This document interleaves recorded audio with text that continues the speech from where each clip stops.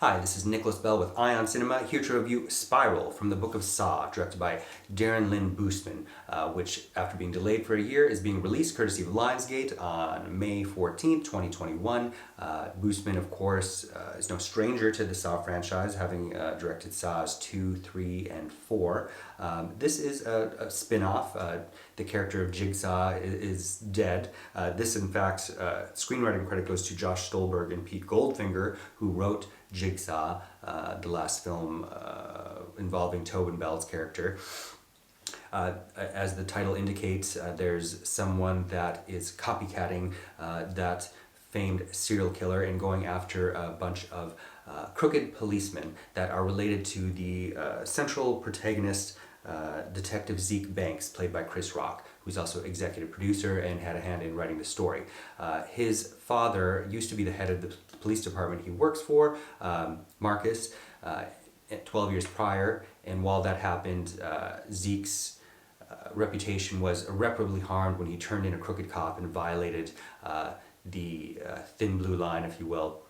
Now everybody thinks he's a rat. However, he's assigned to the case of these policemen that are slowly but surely being killed throughout the city. And of course, just as the symbol of the spiral goes, it soon gets close to the center, at which is Detective Zeke Banks. So the plot ends up being nothing new, really. But the fun part is really seeing Chris Rock and Samuel L. Jackson. But it clearly is a tailor-made outfit for Chris Rock. And I think it shows in every scene, and he seems to be having a lot of fun with it. From the opening sequence where he has a monologue about Forrest Gump, which plays like a very Tarantino-esque kind of monologue, and there are other actual Tarantino references, such as where the cold case files are kept in the police department is a reference to Pulp Fiction. And I think that the plot actually does play a lot like what Kill Bill Volume 3 might be, once you finally get to seeing it. Captain Angie Garcia, played by Marisol Nichols, screams all her lines a little bit like Tura Satana from Faster Pussycat Kill Kill, which that's also kind of an earmark of the Saw films, is some over-the-top exaggerated acting.